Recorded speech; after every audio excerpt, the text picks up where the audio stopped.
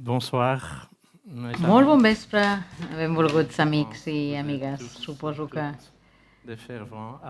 tots vostès són gent que estima l'Art Nouveau, oi?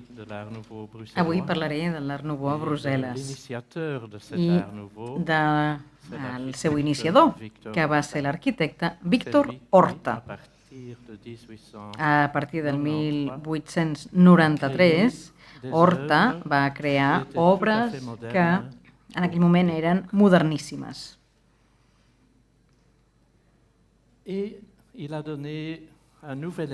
Va donar un nou impuls a l'art del segle XIX, a l'art de l'arquitectura, perquè en el segle XIX no es parlava de l'arquitectura, sinó de l'art de l'arquitectura. I alhora també va crear un art de viure, així és com es diu, un art de viure per a aquells que li van encarregar cases o edificis o ampliacions. El plantejament del Víctor Horta no tenia res a veure amb l'atzar, no era casual. En aquesta fotografia que veiem a la seva taula de dibuix, amb el llapis a la mà, el veiem reflexionar, aquí, a punt de posar-se a dibuixar. I aquí tenim una cita que el caracteritza molt bé. I deia, al 1920, deia en un dels seus textos, deia: jo pensava en Viollet Leduc i els seus entretiens sur l'architecture, les converses sobre l'arquitectura o els seus diccionaris raonats sobre l'arquitectura i el mobiliari. Pensava en l'admirable anàlisi de l'art que fa Viollet Leduc sobre una meravellosa època, que corresponia a l'edat mitjana. I això va ser suficient perquè la meva pluma s'aturés. I allà, mentre jo era allà a la taula d'escriure, se me n'anaven els ulls cap a la taula de dibuix, i allà, igual que l'imà atrau el ferro, va fascinar el meu cos i el meu cor sencers, i el meu llapis sembla que se n'anava embogit cap a les mans. Aquesta construcció raonada esmentada per Viollet Leduc i la sublimació de la natura constitueixen les bases de l'art biomòrfic de Víctor Horta i també constitueixen el marc de vida dels habitants, és a dir, dels que van encarregar-li cases. Sempre en conjunció amb la captació de la llum del dia, Horta dona vida a les estructures i a les formes. I ell mateix ho descriu així. Ell estimava la natura per la seva llum i per als seus colors, i per la vida que infundeix a tot allò que creem. Final de la cita. L'Art Nouveau de Víctor Horta no es pot considerar un estil, ni un estil nou, sinó que aquesta arquitectura i aquest art de construir coincideixen justament a les seves obres amb la vida i amb la natura mateixa. L'Art Nouveau era un art de viure, podríem dir. Si veiem els plans d'una casa que Horta va construir per Edmond van Eetvelde el 1895, veureu que la llum del dia, que veiem aquí marcades en taronja, il·luminen tot el centre de la casa i tots els pisos de la casa, totes les plantes. Aquí veiem que aquestes zones que queden marcades en taronja tenen llum del dia, llum directa. En les seves memòries, Horta afirma que la casa ha de convertir-se en un retrat de qui hi viu. Explica que Edmond van Eetvelde, que va ser el secretari general del Congo, esperava del seu arquitecte, i ara cito, Van Eetvelde li va dir: mira, vull una casa per la meva família La meva feina és la feina del món sencer. Jo he de rebre gent. Per tant, necessito com a mínim un saló que sigui gran i un menjador que sigui tan gran com puguis. Òbviament, l'itinerari de circulació planteja unes línies diagonals que surten des del rebedor en diagonal i a través dels replans fan la volta a aquest octògon i llavors entren en el saló principal. El menjador es troba a la part posterior. Aquí tindríem l'escala de servei i l'escala que puja cap a les diferents plantes de l'edifici. I aquests camins diagonals ens van conduint al voltant d'aquest octògon que està situat en el centre i que està recobert d'una mena d'invernacle que va crear Horta. Així que allò semblava pràcticament un hivernacle on es cultiven plantes i palmeres. Però, en el fons, el que ell buscava era fer un itinerari arquitectònic passant per tota la casa, perquè inconscientment tenim la sensació d'haver recorregut una llarga distància des del rebedor de l'entrada fins a arribar al saló, que està en la façana que dona al carrer. Però, en canvi, aquí veiem un altre pla d'una casa que Horta va dissenyar i construir el 1899 per el senyor Omer Ovec i la seva família.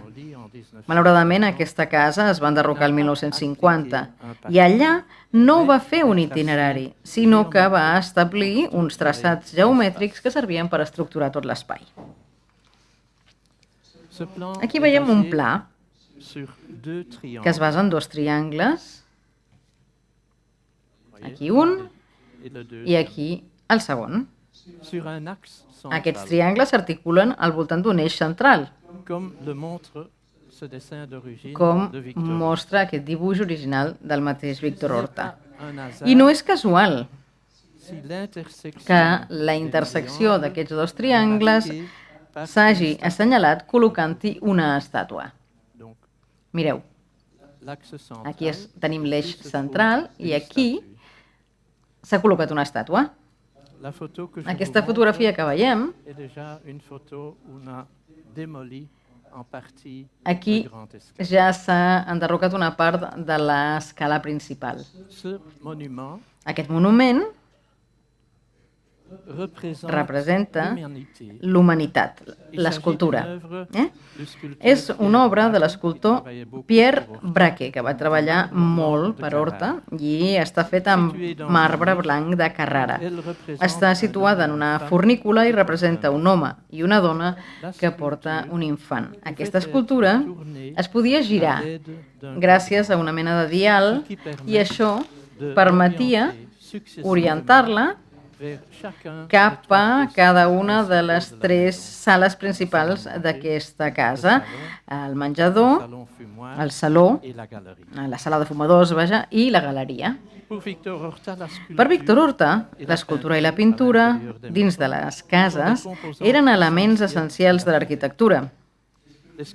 L'escultura i la pintura mural no es limitaven únicament a representar temes al·legòrics, sinó que atreien o podien atraure l'atenció de les persones envers altres parts de la casa. A diferència de la rigidesa d'un plan geomètric, aquesta escala, que porta cap a les plantes superiors, té una doble rotació el·líptica. Veieu? Pugem per aquí i després, quan s'arriba a dalt, es fa un gir i s'entra aquí. Mentre un puja per l'escala, té una vista molt agradable sobre tot l'espai i això ens permet també fer aquest acompanyament del passeig arquitectònic per l'edifici. La llum natural entra en el buc de l'escala a través d'una vidriera, d'un vitrall construït per sobre d'una paret de vidre. Aquesta fotografia és en blanc i negre i mostra el vitrall vist des de la part inferior. Malauradament no s'ha conservat cap fotografia en color d'aquests vitralls abans que s'hagués demolit l'edifici el 1950. Hi havia un sistema de finestres interiors que permetia que la llum procedent d'aquesta claraboia pogués arribar a les diferents sales de l'habitatge.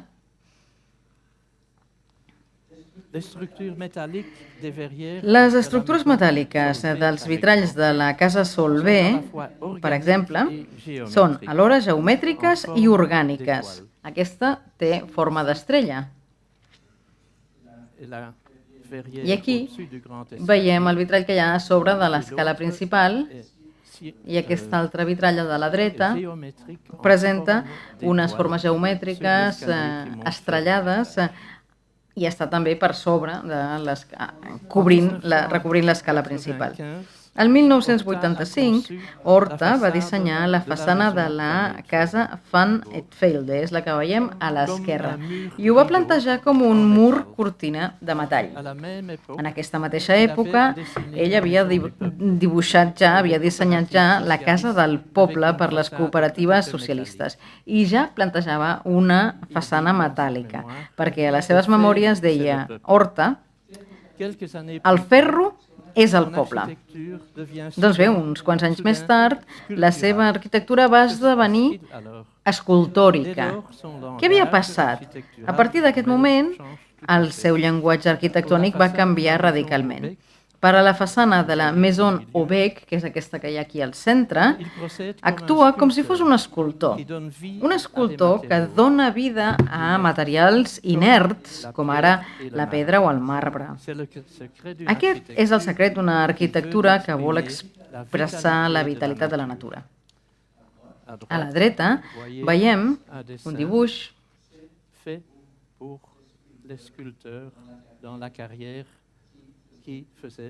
per l'escultor de la pedrera que anava tallant les pedres i pràcticament cada pedra era diferent. La vocació i la contemplació de la natura són els elements principals de l'arquitectura de Víctor Horta i també eren la seva principal font d'inspiració. Aquí en veiem un exemple, a la casa Van Eetvelde i també a casa seva, que avui és el Museu Horta. Horta va abandonar el llenguatge formal dels estils del segle XIX que evocaven diferents atmosferes, diferents ambients historitzants o historicistes. Ell, en canvi, es concentrava en la funció i l'acció de vida i combinava la funció i l'estètica i el confort. Ell deia, tot i que sigui correcte que la lògica estigui a la base de tots els raonaments, de qualsevol raonament dels creadors, jo considero que també hem de poder somniar amb l'encant, amb aquestes coses delicades i supèrflues que moltes vegades s'afegeixen a les necessitats més bàsiques. Ja sigui a l'interior, com veiem aquí, en el buc d'escala de la casa Solvay o a la façana dels grans magatzems de la innovació, veiem com els materials, formes i espais troben una certa unitat dins d'aquesta dimensió biomòrfica, que està concebuda com el suport d'un mode de vida, d'un estil de vida, que s'expressa dins d'una arquitectura que s'equipara amb l'art. Horta va creant interiors que evolucionen de manera efímera al voltant del seu ocupant. Aquesta semàntica arquitectònica és una vocació biomòrfica de la vida mateixa. L'arquitectura, l'art de construir, coincideix amb la vida, l'arquitectura i amb la natura. Aquí veiem els hivernacles reals a prop de Brussel·les, a la zona real de l'Alaca. Es van construir entre el 1875 i el 1895. Els va construir l'arquitecte Alfons Balat, que va ser el mestre d'Horta. Segur que el van inspirar, perquè aquest gran jardí d'hivern va servir-li a Horta de model. Ell mateix va incorporar aquests jardins d'hivern, aquesta mena d'hivernacles, en les seves pròpies cases. Però parlem de l'arquitecte Eugène Viollet-le-Duc, que fonamenta les seves teories en les lleis de la natura i de l'equilibri que, segons ell, s'encarnen a la perfecció en l'estructura d'una catedral gòtica, en el seu esquelet. I aquí veiem un dibuix de Viollet-le-Duc. Quan aquesta estructura, aquesta carcassa, és el resultat d'una perfecta observació de les regles de la natura, escrivia Leduc, un obté una construcció, un organisme racional de pedra que es comporta com un organisme natural. D'una banda, hi ha també la pell que recobreix aquest esquelet. Així que es podia separar la forma, segons Viollet-le-Duc, que no era més que la marca d'una època, i la forma, que era l'expressió immediata d'una necessitat, és a dir, la construcció. Aquí a la dreta veiem el pavelló del Congo, que va dissenyar Víctor Horta el 1900 per l'Exposició Universal del 1900 a París. Aquí s'utilitza un concepte molt semblant. Aquest pavelló era d'inspiració gòtica, però no estava construït de pedra, sinó de vidre i de metall. Malauradament, mai no es va arribar a construir aquest pavelló.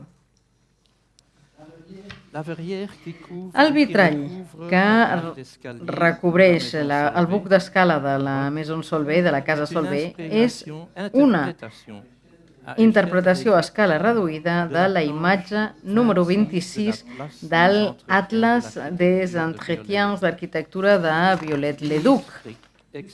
Allà explica l'ús de voltes de ferro per cobrir un espai de 20 metres d'amplada. Està, en realitat, transposant un concepte gòtic al metall.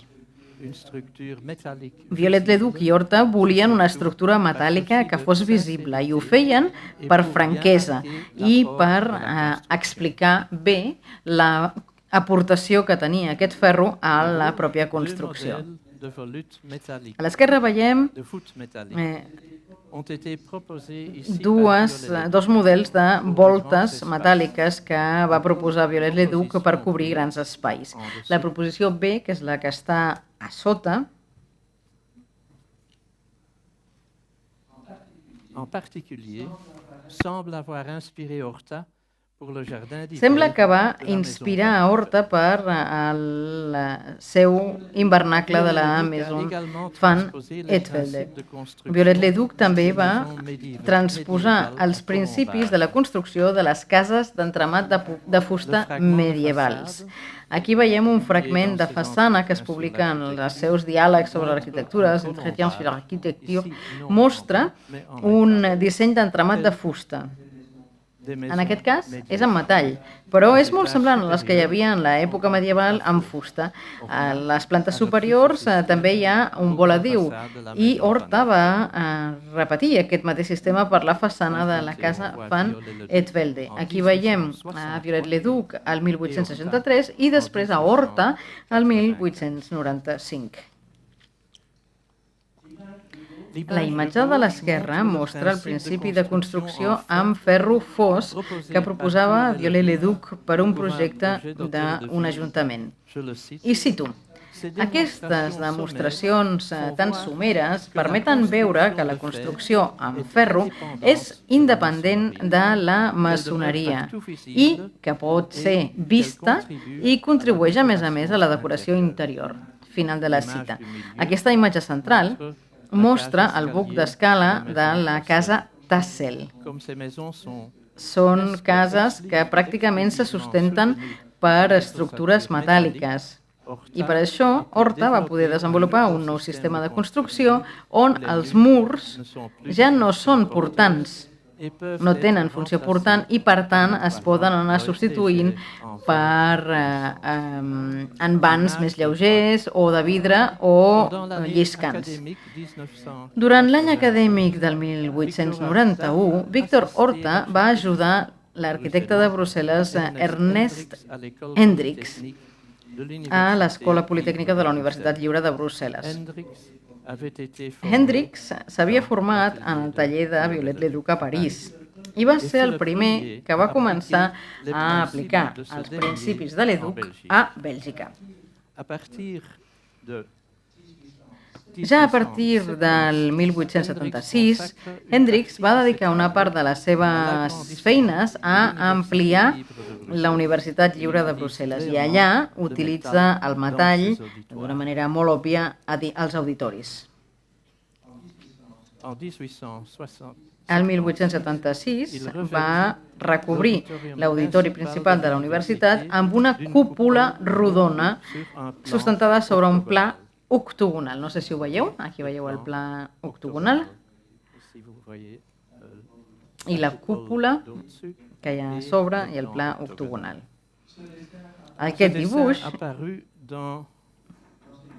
es va publicar en una revista belga d'arquitectura que s'anomena L'Émulation. Víctor Horta, de fet, va fer classes durant molts anys en aquest mateix auditori i va aplicar aquests principis en el jardí d'hivern, l'hivernacle de la Maison Van Etvelde, que veiem just a la dreta.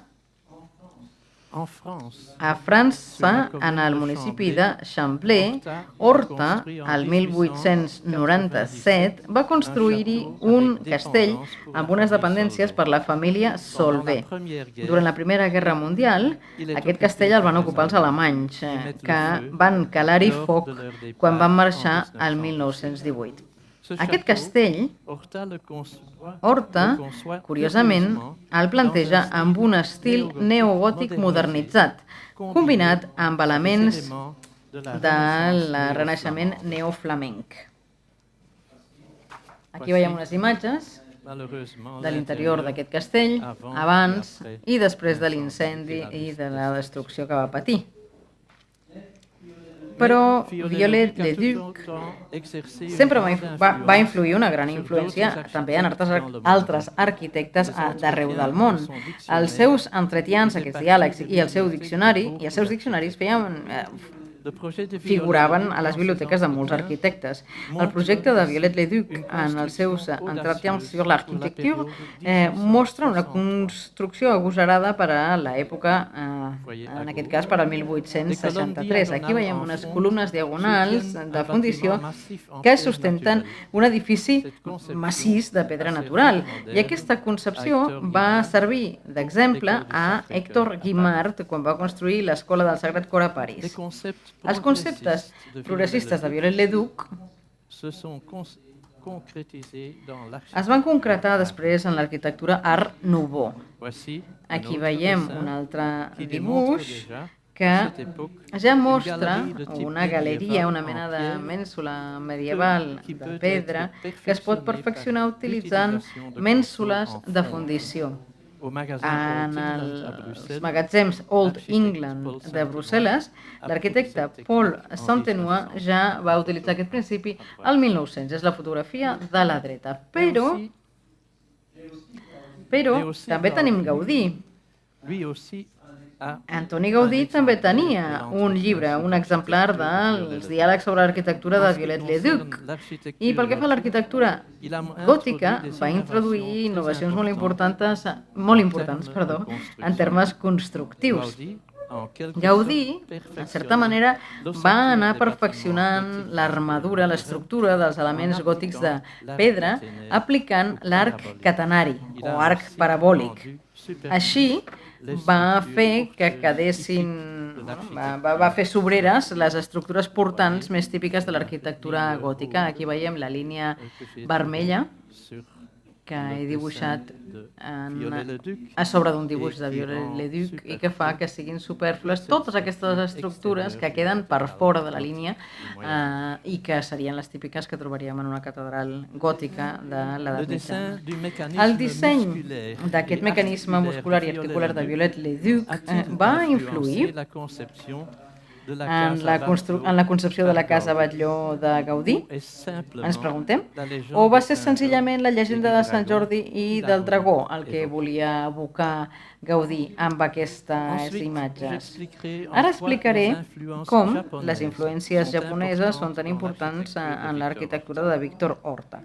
Per què va triar Víctor Horta que el fotografiessin el 1930 al seu despatx davant d'aquest tapís japonès que formava part de la seva col·lecció d'art?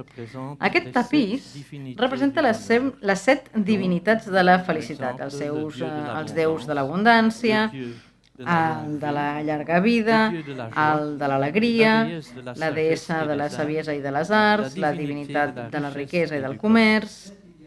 Però a part d'això també hi havia una altra raó.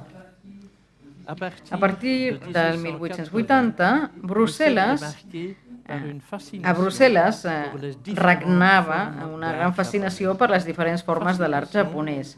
Aquesta fascinació va néixer alhora que les avantguardes belgues de l'Art Nouveau. L'exposició de pintures i estampes japoneses que es va celebrar al Cercle Artístic i Literari de Brussel·les, organitzat per Siegfried Bing de París el 1889, mostrava aquarel·les, estampes i molts gravats en fusta. I està clar que Horta va inspirar-se en l'art japonès per crear o per fer-se una idea de la bellesa i de la natura. Però, en canvi, en els escrits d'Horta no apareix cap esment de la inspiració japonesa. És curiós, no? Però de vegades els arquitectes tampoc no revelen les seves fonts. Sabem que Víctor Horta tenia a la seva biblioteca la revista El Japó Artístic de Siegfried Bing, que es va publicar entre el 1888 i el 1891. És a dir, això és previ a les seves primeres obres arquitectòniques. Així que, buscant l'essència de l'art japonès, Siegfried Bing descriu l'artista japonès en el programa del primer número publicat al maig de 1888. I cito el que va dir Bing. Diu, l'artista japonès és un poeta entusiasmat, emocionat per als grans espectacles que li ofereix la natura. És un observador atent i minuciós que sap descobrir els misteris íntims que oculta allò més petit. Final de la cita. Un dels primers clients del Víctor Horta va ser l'enginyer Emil Tassel. Doncs bé, ell també tenia una àmplia col·lecció d'art japonès i una biblioteca de referència amplíssima. Segur que va ser Tassel qui va iniciar Horta en aquests coneixements japonistes. La casa Tassel, dissenyada el 1893, va ser la primera casa Art Nouveau de Bèlgica i podríem dir del món. Aquesta és la primera obra principal d'Horta i reflecteix la frescura i la lleugeresa d'aquestes idees japoneses. I també veiem la gran quantitat de llum natural que il·lumina el cor de la casa, tant en el jardí d'hivern com a la banda del buc d'escala a l'esquerra. Des d'aleshores, Horta va començar a col·leccionar objectes i llibres japonesos. Estava abonat a diferents revistes japoneses i a casa seva, encara existeix a la casa Horta, ja hi tenia una vitrina d'objectes d'art oriental. No només hi havia objectes d'art japonès, sinó que també n'hi havia d'art xinès. Això encara ho tenim al Museu Horta. El 1897, Horta va fer una exposició a la Libre Esthétique. És un grup d'artistes d'avantguarda i va presentar aquest menjador que ell havia dissenyat per la família Van et Velde.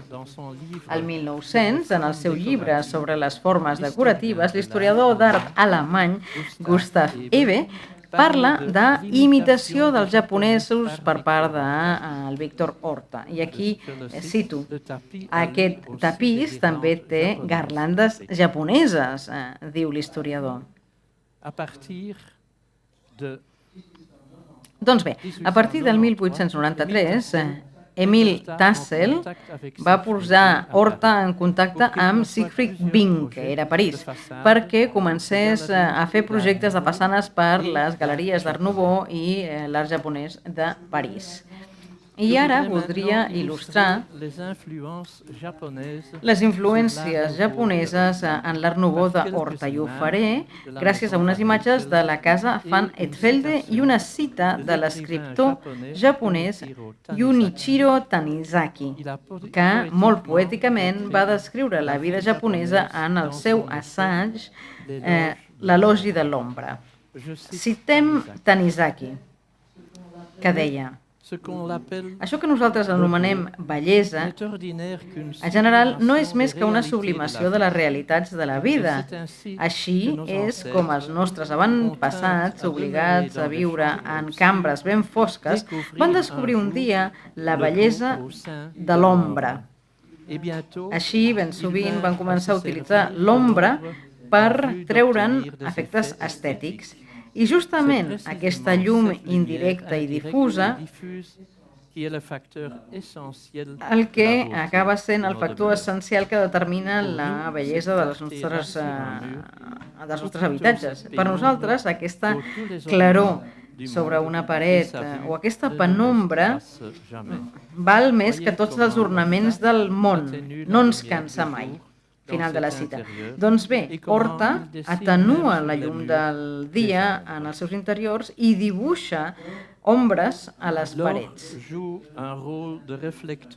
L'or també té un paper com a reflector, reflecteix dins els interiors japonesos i també ho va fer Horta en els seus interiors, perquè l'or captura la llum, la reflecteix i això ho fan aquestes habitacions japoneses bastant fosques i també en aquests interiors tan templats o tan moderats que concebia Horta. A l'esquerra veiem l'interior d'un temple de Kyoto i a la dreta un detall del jardí d'hivern de la casa Van Etvelde. La maison japonaise, c'est l'image de gauche, aquí veiem l'esclat dels daurats. Aquesta casa japonesa es composa d'una estructura de fusta que complementen amb vans corredissos. Aquesta estructura, aquesta armadura de ferro que utilitza Horta a les seves cases, és, com per exemple la de Solvay, està formada sobretot de bigues i columnes metàl·liques i parets o amb vans molt lleugers, com si fossin un mecano. A la dreta veiem els detalls de la construcció de ferro de Víctor Horta, a l'esquerra dels japonesos. Igual que passava a les cases japoneses, el jardí el mirem des de l'interior. I per això Horta incorpora el jardí i el porta a dins la casa, però és una natura estilitzada. La vocació de la natura i la contemplació de la natura són elements fonamentals de l'arquitectura d'Horta i, de fet, són la seva principal font d'inspiració. Aquestes influències japoneses estan molt presents en l'obra d'Horta. Horta va abandonar el llenguatge de les formes on l'element decoratiu era el més central, com passava en els estils del segle XIX, i va passar a centrar-se més en l'acció, en l'acció de viure, en la funció i en l'art de viure a través del confort funcional en el sentit més ampli. És a dir, Horta va humanitzar la casa. Les cases japoneses tradicionals, aquí en veiem un plànol a l'esquerra, són cases estretes i llargues. Pràcticament tenen 25 metres de profunditat i 9 d'amplada. Tenen un o dos tsubo niba, el terme japonès que que indica els jardins que hi ha a l'interior de la casa. Des d'un punt de vista estètic, és com si fos un quadre que un pot contemplar mentre està assegut en el tatami del saló o quan es passeja per els replans que l'envolten. És una manera de crear un espai verd dins d'un entorn urbà i també és una font de llum dins d'unes cases que són bastant fosques.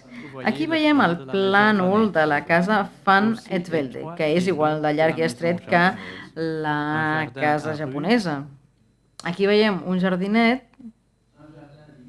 un jardí d'hivern, aquesta mena d'hivernacle que se situa al centre de la casa i un jardí a la part del darrere de la casa. Aquí veiem el Tsubo Niba de Yamagata Aritomo, un polític que va tenir aquesta segona residència i el jardí es converteix en aquesta font de llum envoltada d'aquests replans que il·lumina totes les habitacions que envolta. La innovació més sorprenent d'Horta va ser obrir el cos de la casa, com en el cas de la casa d'Edmond van et Velde. Utilitzava justament aquest jardí d'hivern per aportar llum als espais que eren més foscos. Gràcies a aquestes estructures metàl·liques i al llenguatge de la natura, inspirats en la cultura japonesa, Horta va crear aquest quadre de vida tan meravellós. I en aquest sentit, la casa Van et Velde és un magnífic exemple dels Tsubo Niba, aquests jardins d'hivern japonesos, aquests jardins interiors que simbolitzen la natura. No són la natura real, sinó que la simbolitzen en tots els elements, fins i tot els més petits detalls. Aquests canvis de direcció de l'interior es veuen com a eixos que indiquen el camí cap al menjador i cap al saló. Aquest centre de l'espai octogonal és una zona de descans. Podríem parlar d'un recorregut arquitectònic a través de tota la casa. En el centre, aquí veiem, per aquí al centre, tenim un passadís llarg, pugem mitja planta, aquí hi ha una zona que es podria considerar un centre de descans, es continua endavant, avançant, i això ens porta cap al saló que dona al carrer. Aquesta zona de descans es troba al mig d'un recorregut de circulació per tota la casa. En aquest cas, la circulació per la casa es fa seguint una diagonal, una novetat total a l'arquitectura de Brussel·les.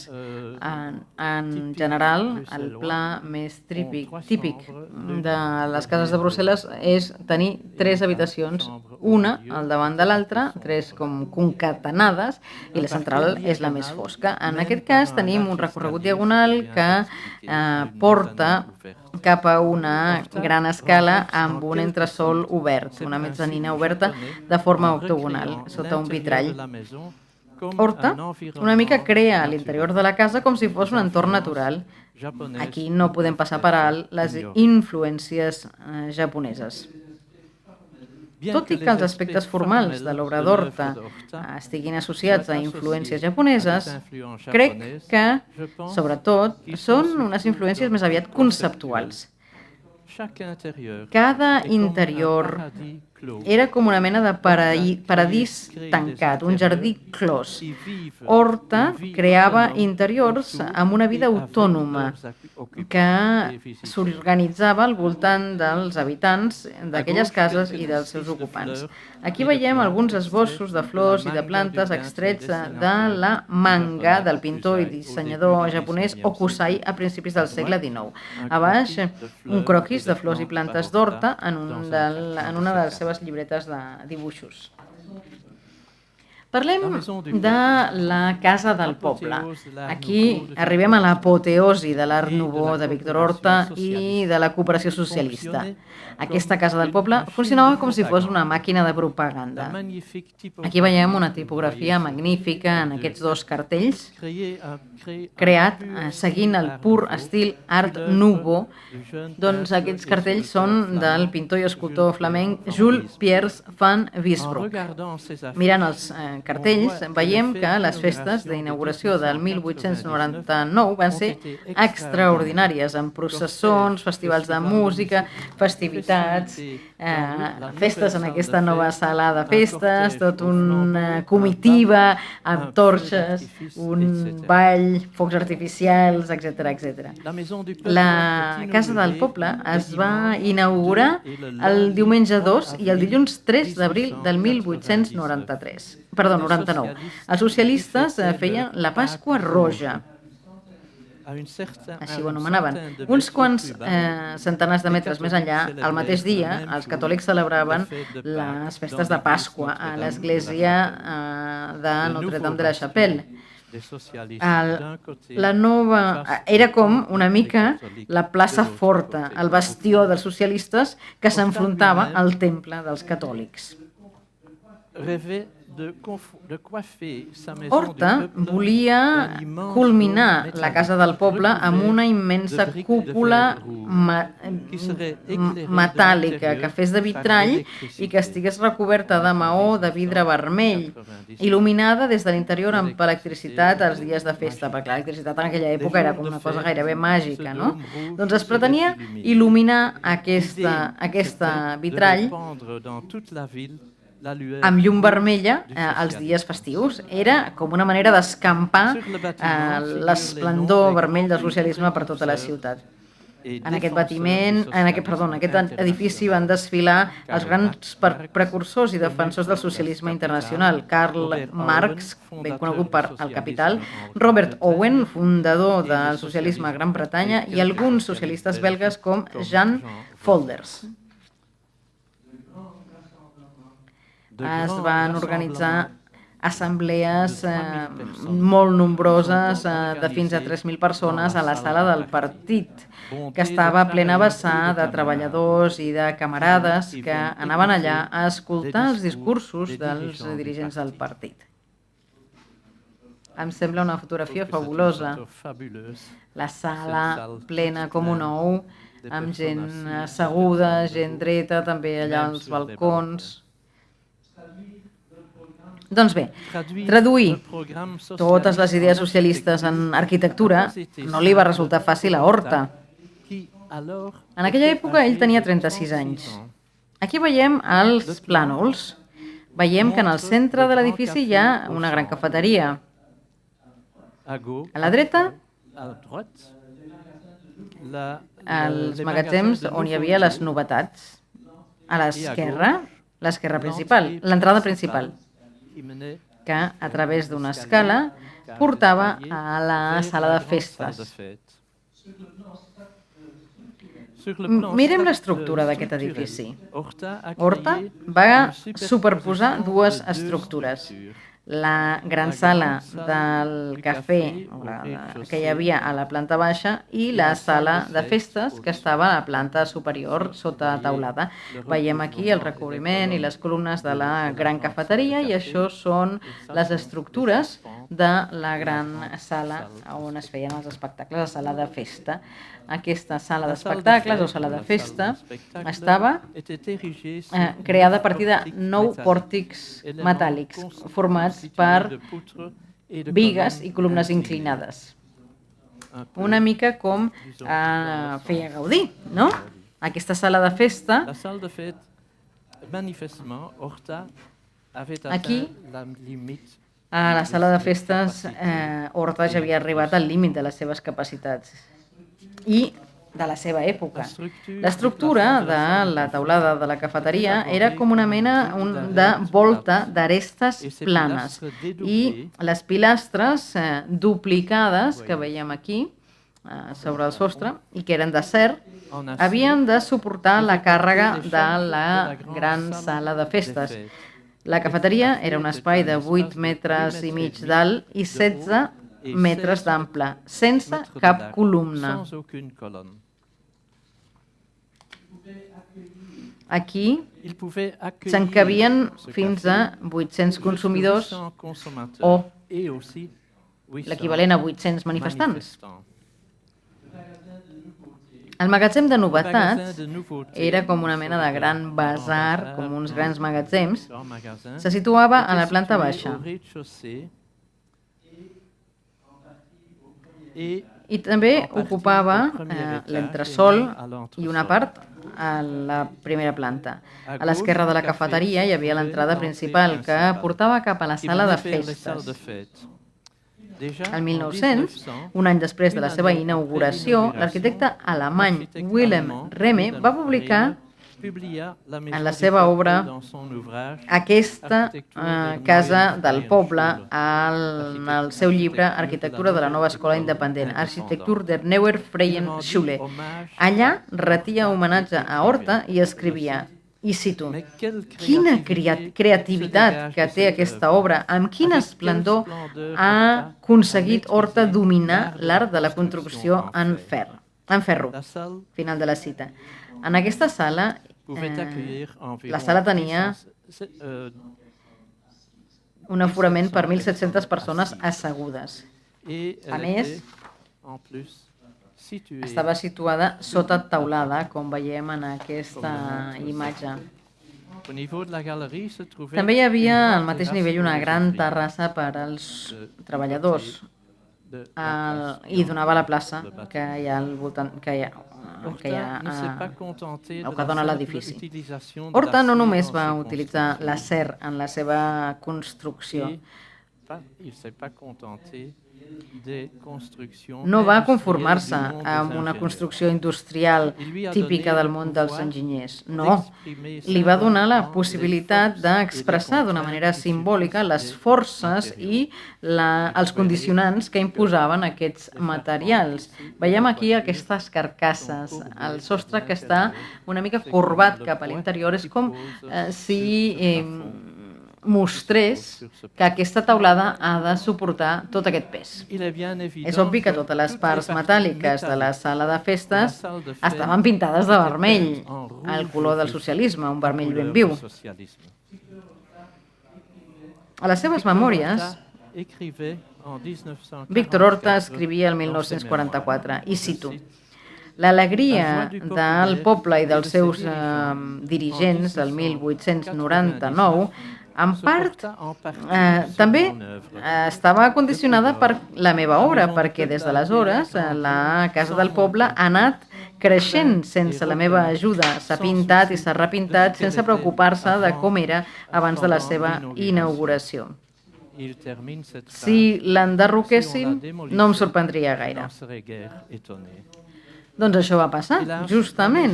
La Casa del Poble va ser enderrocada el 1965, malgrat una campanya internacional de protestes. Una part d'aquest edifici va ser desmuntat amb la intenció de reconstruir-lo, però les seves restes, malauradament, van acabar abandonades durant dotzenes d'anys. Algunes peces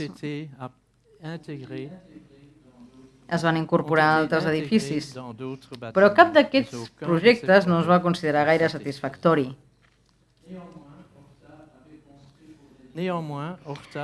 Tot i això, Horta havia construït per als dirigents del Partit Socialista, per als obrers i per les cooperatives un palau ideal. Segons el que deia ell, no era un palau, sinó una casa on l'aire i la llum es convertien en aquest luxe del qual havien estat privat tant de temps els obrers. La seva arquitectura també havia contribuït en gran mesura a la gènesi dels ideals socialistes. Però, el 1965, el socialisme d'avantguarda ja havia mort. Aleshores, un promotor immobiliari de Brussel·les va construir-hi una torre d'oficines. El 1900, l'arquitecte alemany Bruno Moring va publicar un llibre titulat Imatges de caràcter arquitectònic, una selecció d'obres arquitectòniques alemanyes i estrangeres. Era un recull de 6 toms, en total més de 100 reproduccions de gran qualitat. El tom 5 es dedicava a l'arquitectura moderna a Bèlgica. Aquí veieu A la imatge de la dreta hi ha justament la Maison du Peuple, la Casa del Poble, i aquí diu l'arquitectura moderna a Bèlgica. Estem parlant de l'any 1900, justament un any després que aquest edifici fos inaugurat. Bruno Mehring va escriure: parlo del Víctor Horta, que només té 39 anys. Aquest artista mereix ser reconegut com un dels primers o el primer d'haver donat un nou impuls a l'arquitectura moderna de Bèlgica. Final de la cita. L'arquitecte Bruno Mehring i el seu editor Ernst Wasmuth havien demanat a Horta que els enviés urgentment els plànols de la Casa del Poble per poder-los publicar en primícia un any després que hagués estat inaugurat l'edifici. Ja a partir del 1900, un altre arquitecte alemany anomenat Wilhelm Rehme va parlar de la Maison du Peuple, de la Casa del Poble, en la seva obra Arquitectura de la nova escola lliure, Architectur der neuen freien Schule, i també va parlar d'altres obres d'Horta, com la Casa Tassel, la Casa Solvay i la seva casa personal. I retia homenatge a Horta dient: però quina creativitat que té l'obra d'Horta. Aquest mestre domina l'art de la construcció en ferro. Però els principals reculls d'arquitectura que van destacar l'Art Nouveau de Bèlgica i de Brussel·les el van fer arquitectes i editors francesos i alemanys, curiosament. L'arquitecte francès Antonin Raguenet va fer una àmplia campanya d'arquitectura entre el 1872 i el 1914 amb el títol Materials i documents d'arquitectura, classificats per ordre alfabètic. Aquí veiem la lletra B de bow window, que vol dir tribuna. Són aquestes ell anava parlant com en una mena de diccionari de parts de l'edifici. Amb aquest títol, com dic, Materials i documents d'arquitectura, va publicar més de 14.000 magnífics dibuixos que van ser una influència molt potent no només entre els arquitectes belgues, sinó també arreu d'Europa, fins i tot als Estats Units. Aquestes litografies no es limitaven exclusivament a obres franceses, sinó que presentaven també altres exemples recollits en altres països. I aquí en tenim un. Aquestes tribunes, aquests finestrals, que estan a la lletra B de bow window, que és el terme en anglès. Aquest, de l'esquerra, és el de la casa on vivia Víctor Horta, que avui és la Casa Horta, el Museu d'Horta. I un altre, un model més tradicional de la ciutat de Lieja. L'arquitecte Wilhelm Rehme també va publicar l'àlbum Treballs executats amb fusteria moderna, una obra publicada a Leipzig el 1902. Aquesta il·lustració mostra l'aparador d'una botiga de Brussel·les, disseny de l'arquitecte Paul Ancar. El 1893, Víctor Horta va construir la casa d'Emile Tassel, que va ser la primera obra d'Art Nouveau d'arreu del món. Però, alhora, Paul Ancar estava construint també en aquella època la seva pròpia casa personal. La veieu a l'esquerra. El 1895, és a dir, 2 anys després de la construcció, un arquitecte francès, Hector Guimard, va visitar aquests dos edificis. Va pintar una aquarel·la preciosa, com veieu a dreta, de la casa de Paul Ancar. Segurament, potser perquè admirava la novetat que representava aquella façana. Un cop va tornar a París, Guimard va enriquir el seu projecte del Castel Béranger, que eren uns apartaments d'estil neogòtic, i va incorporar-hi molts elements que recordaven l'Art Nouveau de Paul Ancar i l'estil floral de Víctor Horta. Guimard va inventar, es va dir, com un nou moviment d'arquitectura, al qual va donar el seu nom, estil Guimard. Però si hem de ser sincers, amb un intent de sinceritat, va dedicar un exemplar del seu àlbum Le Castel Béranger a Víctor Horta i va dir a la primera pàgina: a l'eminent mestre i amic Víctor Horta, un homenatge afectuós del seu admirador Héctor Guimard. L'arquitecte Antonin Raguenet descriu en la seva obra aquest edifici particular que tenia l'arquitecte Ernest Blériot a Brussel·les i deia: com hem observat, recentment aquest estil modern està molt de moda a Bèlgica. Els artistes belgues rivalitzen amb originalitat amb els artistes francesos. El palauet de l'arquitecte Blériot es pot considerar un dels exemples més interessants d'aquest art nouveau que trobem arreu a la ciutat de Brussel·les.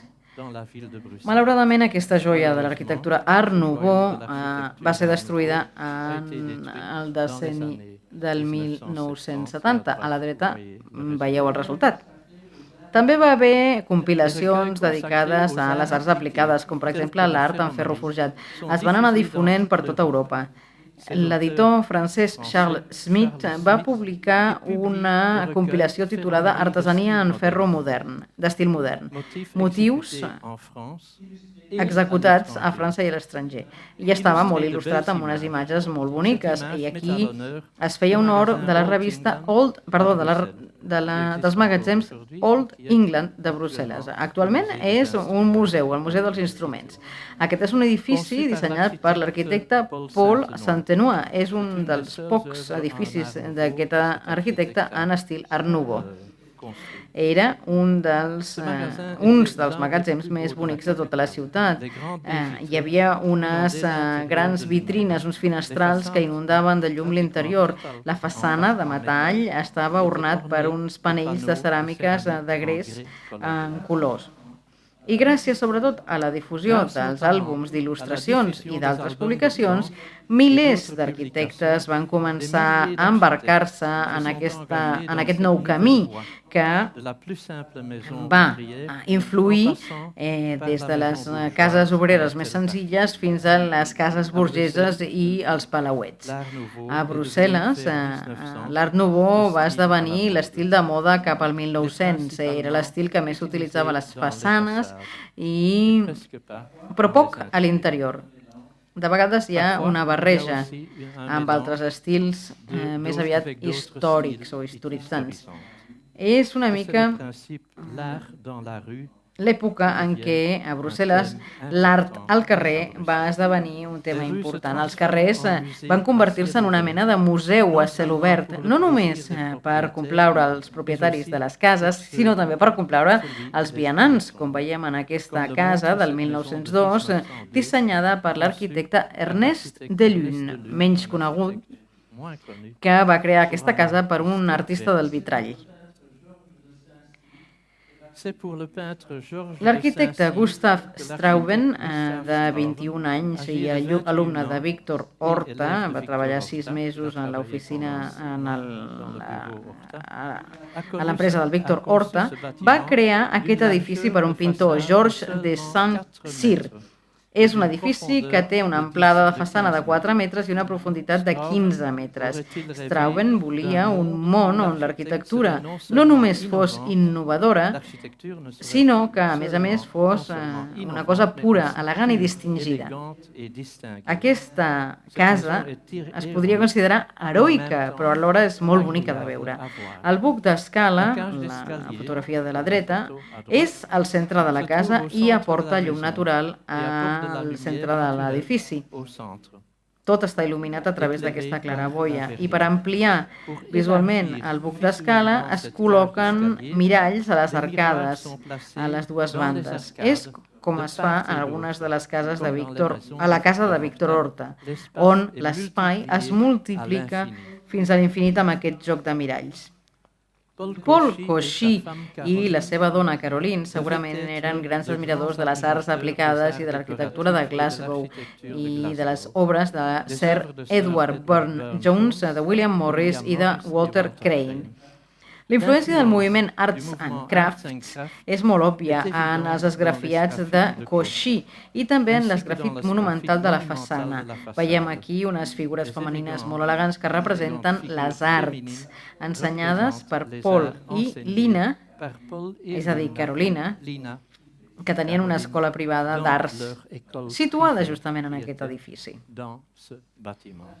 L'arquitectura, aquí veiem l'interior d'aquesta casa, l'arquitectura i les arts decoratives també estaven molt vinculades per aquesta parella, la família Cauchy.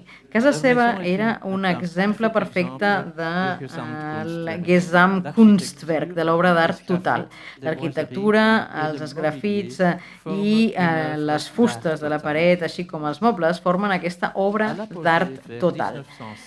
Cauchy, cap al 1905, va desenvolupar el seu propi estil. Ell va fer milers d'esgrafits a Bèlgica, una mica promocionant aquest art de carrer. A partir del 1893, Brussel·les va marcar la pauta de l'arquitectura moderna amb l'Art Nouveau, gràcies a dos pioners, Paul Ancard i Victor Horta, acompanyats dels múltiples deixebles que tots dos van tenir. Però, alguns anys més tard, l'arquitectura va esdevenir una cosa més rígida. Això va portar finalment a la destrucció de l'ornament i a la mort de l'Art Nouveau. Entre el 1905 i el 1911, l'arquitecte austríac Joseph Hoffmann, en col·laboració amb els artistes de la Wiener Werkstätte, va construir una casa a Brussel·les per Adolf Stocklet i la seva dona Susanne Stevens. Aquesta casa era molt més que una manifestació última de l'Art Nouveau. Va ser un dels punts d'inflexió de l'aparició de l'Art Déco a Bèlgica. Es distingeix per tenir unes superfícies blanques molt marcades.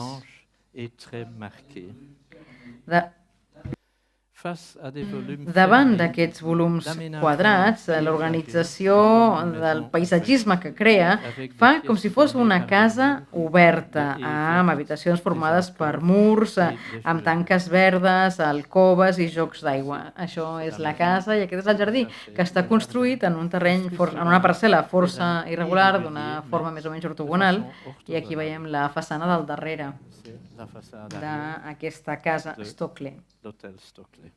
Aquí veiem el plànol, la part de l'esquerra és la zona més de viure, aquí veiem la terrassa, que queda pràcticament a l'interior, el gran menjador, amb frisos creats per Gustav Klimt i l'entrada, un rebedor gran, la sala de música amb un escenari i aquesta part d'aquí que és la part de servei més aviat. Aquí hi ha un menjador petit, el que es feia servir en el dia a dia, cuina i les oficines.